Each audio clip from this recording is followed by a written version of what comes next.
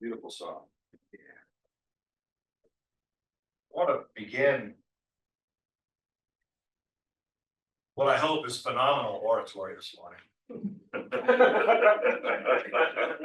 Let us pray. What I hope is just extraordinary adventure in oratory. I just want to have some fun. That's all I want to do, is have some fun. This line that says, "This is the path, follow it." Someday, when you sit down by the roadside, weary with struggle, you will listen deeply and you will hear a voice saying, "This is the path, follow it." Even then shall I wait, for you are you, and da-da-da, and da-da-da, and I always shall be waiting. But I've been wondering my entire life, how am I going to know if it's the right path?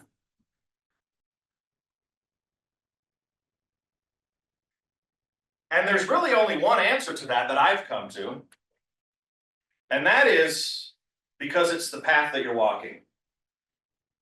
That's the only answer that I have come to. There have been so many different people that I've listened to, and so many different books that I've read that said that opine on how you know the path is yours, and this is the way that you'll know, and you'll know this way, and da da da da da. And I haven't ever quite found that that's the answer. And so I continue to ask the question, well, how do I know the path is mine? We know the path is ours. I know the path is mine because it's the path that I'm walking. And the only place the answer resides is within the self, is within yourself. And you either say yes to a path and walk it with joy, or don't and walk a different path, but that's your path. Beauty is in the eye of the beholder. I love that. I hadn't thought of that statement until this week. I hadn't thought about it for a long time. But what's one person's trash is another person's treasure, right? We went and saw a movie last week and walked out in the middle of it. It's only the second time in my life that I've done that. I'm not going to tell you the movie. Oh, please. No. I don't need your judgment about how phenomenal of a movie it was. I didn't see beauty in the movie. It's only the second time I've ever done that. Beauty is in the eye of the beholder. I leaned over to Barry. I said, "Are you enjoying this?" And now I'm bringing Barry into it. Forgive me. I said, "Are you enjoying this?" She goes, "No." I said, "I'm not either." And right on out. Barry will tell us the name. No, Barry will not tell us. Barry will not tell you the name of the movie. That's funny. Beauty's in the eye of the beholder. How do we know? Because we're living our own lives. The topic of the title this morning is See the Beauty. Each one of us are seeing a different projection of life based on our consciousness. The eyes only exist for the purpose of consciousness. It's been said, and I believe, that we have eyes to perceive, a heart to perceive, but our eyes perceive in a unique way based on what we're filtering and what we're seeing. And so each one of us perceive a different beauty. So the entire point of anything that I have to share this morning is simply to embrace what you're seeing as your truth and welcome it, not as anybody else's, and not to walk around trying to make anybody else see your truth as the right one. But beauty's in the eye of the beholder, and that you are entitled to view life in the way that you view it, and that you are allowed and entitled and are meant to celebrate the exact way that you perceive life, whether anybody else agrees with it or not. It's what makes this place so phenomenally wonderful, is that we all see it differently. Now, here's the thing. Can we get together and talk about the beauty that we see without making somebody else wrong? Sometimes we do. Sometimes we're not so skilled at it. Sometimes I get some juice out of making somebody else wrong, even in my own head. I get juice. Somebody said once a few months ago, I don't I want to give credit where credit's due. I had it from the Reverend John McClain. Yeah. Said, I don't allow people safe passage through my own consciousness sometimes.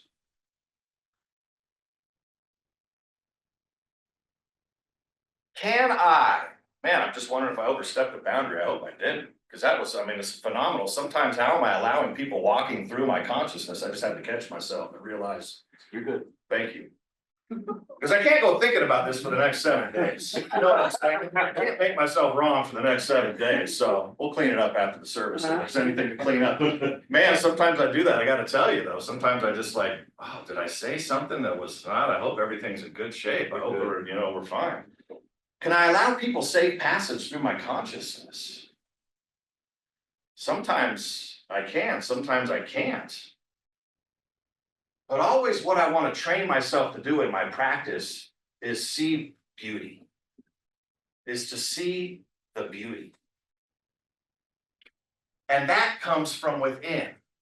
And that's what we will continue to come back to in practice, is a practice of consciousness, because what I see out here is an activity of my awareness. It can only be an activity of my consciousness. See, one of the things I like to do is get out here and attempt to manipulate life.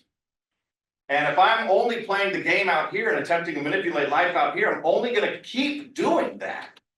Because what works for me one day isn't going to work for me the next day. But in consciousness, I can find truth. In consciousness, I can find principle.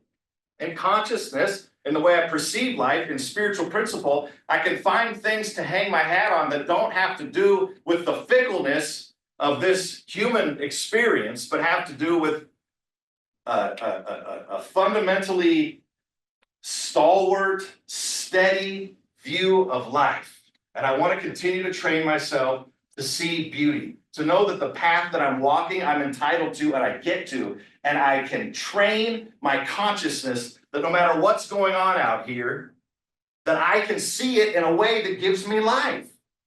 And that each one of us can see it in a way that gives us life, that we don't have to run with the masses, that we don't have to like the movie just because somebody else liked it, but that we can walk out of a situation when we want to because my truth is different than somebody else's, and to celebrate that. And what I knew is the more that I'm celebrating my life and myself, the easier it is to celebrate you.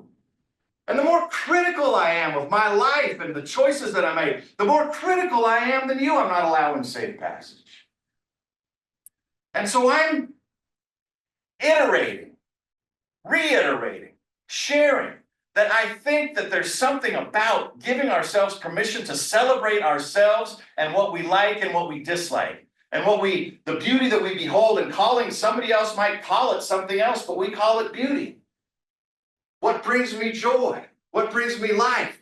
To choose the path and to live it. If I choose the path that I'm walking right now, it actually opens up choices for other things, for other aspects of variety that lives inside of me. But if I'm continuing to shut myself down, or I'm continuing to shut other people's down, I limit my choices because I'm just in a consciousness of closure and not in a consciousness of opening. It's a consciousness of continuing to close things down, or that's not my preference, or I don't like the way they do it, or the way they do it is ugly, or that's just trash, rather than a celebration of how I view it, a celebration of how somebody else views it, and not a make wrong. You with me? Yep. To see the beauty. To see beauty everywhere. And that we can do that. That we can see the beauty that exists in the world. Now, I don't know how much you're on social media and how much you're, take in information, but we know in this day and age, this is not news, that there's a ton of information that we're taking in. Each one of us are taking in vast amounts of information. Vast amounts. That's why I talk so much about our spiritual practice and the capacity to discern and to be able to see through the stuff and to celebrate the self in the midst of life, to celebrate the beauty that we see, that we can see beauty, to be so anchored in times of stillness and silence that we can perceive beauty wherever we find ourselves. Eric Butterworth talks in his book, Spiritual Economics, which we're consequently, commercial break, about to start a class on in about a month. You can sign up after the service. That there's a family that lives in a house, and they talk about this going out and looking out this one window and looking out the window and seeing something terrible that's happening out this window. And how this young person's traumatized by what they see. But then the parent takes the child over to another window and sees something pleasing and pleasant. And how that trauma thought goes away, and it's more of a celebration of beauty. And what we see, that we have choice of what window, of what lens of perception that we're viewing. Sociology 101, right? My lens of perception. Can I see the beauty in it? Whatever it is, can I train myself to see the beauty in it? If my team loses, can I somehow see the beauty in it? That's a spiritual practice for us sports nuts, right? Can I somehow see the gift or the blessing? What if I'm training myself over and over to see the gift and the blessing in life? What if I'm training myself to see the gift and the blessing wherever I find myself? You know, we read these books, or Viktor Frankl, or whoever it is, you know, these people that have been in hellish conditions in life, Auschwitz, and just like things that we can't even imagine, and how they're perceiving blessing in the midst of it is phenomenal. That's the capacity that we live with, and that we can train ourselves to see the gift and the beauty and the blessing wherever we find ourselves. This is heroes' work. Because the gravitational pull is thick, right? There's a viscosity, there's a thickness about what's wrong with the world right now. There's a thickness about how everything's going to hell in a handbasket. You know, there's agreement around it. It's the toughest time in human history. It's the craziest time in the history of humanity. Well, no, it's not. It's just another time in the history of humanity. And we need to dig in. We need, you and I, especially because we're sitting in this room, have some sort of responsibility to each other to dig in and start seeing the gift and the blessing in things. Because then we build viscosity around it, right? We amass, right? We talk about amassing the Christ consciousness around Christmas time. And around the season of light, and amassing around the idea of light in the midst of darkness. That's not just a season, it's an opportunity over and over and over again to amass consciousness around training ourselves to see the gift in what is happening. It is not easy, is it? It's absolutely not easy. Because I have preferences and I have pain points, right? We have pain points. But even in a pain point, can a gift be to give myself room to experience grief rather than resist it? Can part of the gift be to give myself room to feel what I would rather deny how I feel? To give myself room to be is to see the beauty, to give myself room to move, room to express, room to dance. Room to feel, room to have my own life, and in doing so, give other people permission to do the same. And that starts to create a harmonious environment. Not a world that works for everyone, but a world that works for you. And when we have a bunch of world that works for me, and a world that works for you, we're going to start seeing more and more and more of a world that works for people. Individually, gang. World peace is only going to be achieved when I'm at peace. World peace will be achieved when you're at peace, when each of us are at peace individually, and then we express it as a collective. Sometimes in metaphysics we get all empathic. You know, we get however this lands it's gonna land. as everything does, right? But we get so into the collective, into the unity, kind of the unity of all of it. We are one, which we are.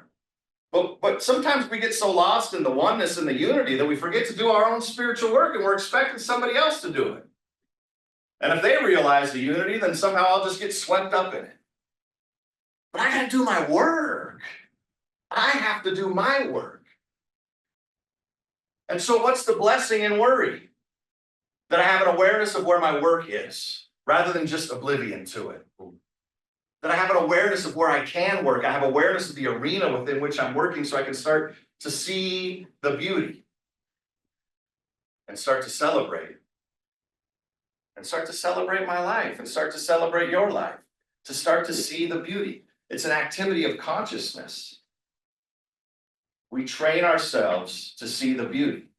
And then the rubber meets the road. And then you come up to somebody and you say, oh, you might not sound like, no, I see the blessing in it. I see the good in it. My consciousness is da, da, da, da, da. But you just start to perceive and you represent the gift of seeing the gift, seeing the beauty wherever you are. And some people are going to disagree with you. But then you just silently stick to your own guns. Silently, you just stick to your own game plan. I am committed to seeing the beauty everywhere. I am training myself. This human existence is a training ground to see the gift as it presents itself. Not Pollyanna, not that everything's good all the time, but to see the gift. Do you understand the distinction? Seeing the gift, the opportunity, the blessing that exists for me. Not that everything's going to feel good all the time, but what's the opportunity here? Where can I grow? Where can I see possibility? Perceive more than this. See the beauty.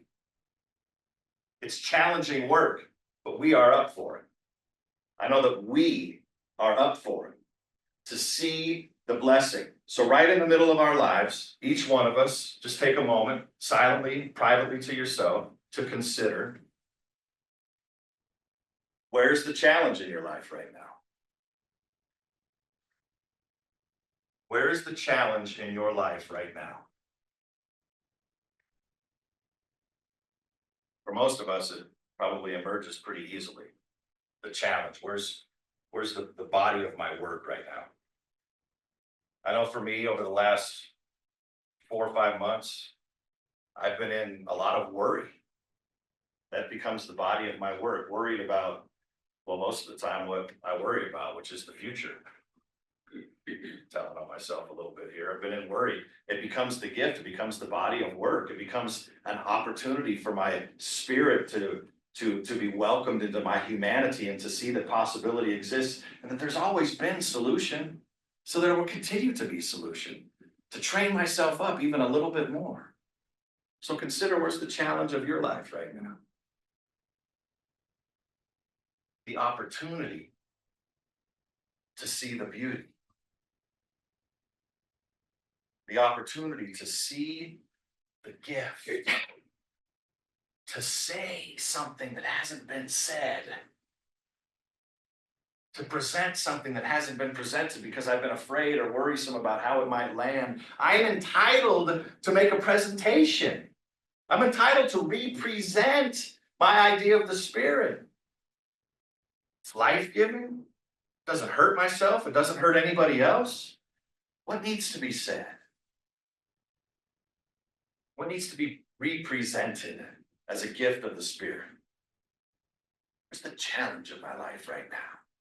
The opportunity, the doorway through which I walk, the doorway through which I truly fulfill the promise or the idea that Emerson presented, that each one of us are a doorway through which the infinite makes itself known in the finite. Walk through the doorway. We walk through the doorway of possibility. We do that work. You know, speaking of work and the opportunity that sits before us, is sometimes it's incredibly hard to do. But as I heard most of my life from coaches and sports coaches and individuals and mentors and people like that, that the hardest things to do are the things that are worth doing. That there's a reward on the other side that is so glorious and wonderful. That there's whatever it is in the gym, or, riding 5 more minutes on the Peloton, or 10 more minutes, that, when I feel tired, or I feel like I don't want to, when it's dig in time. And then I feel the fruits of that labor. There's an opportunity for us right now to feel the fruits of that labor, to give ourselves the gift of seeing the beauty. So just for a moment, I invite you to take another deep breath. Just consider, in the midst of the challenge, there is the possibility. And in the midst of the possibility is the solution.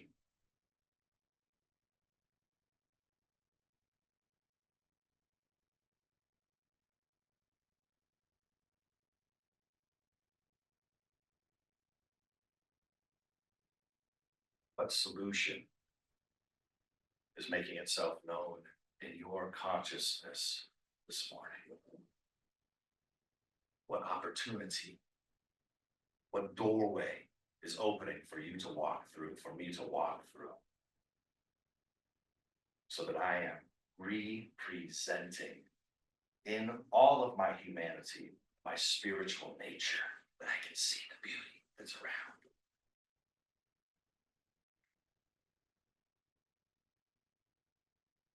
See the beauty that is around. To surrender my assessment of less than, and welcome myself in the perception of perfection.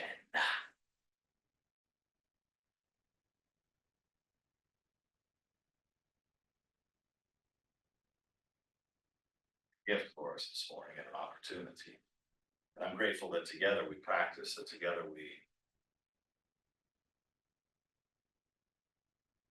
experience at least a willingness to grow, become a little bit more willing, a little bit more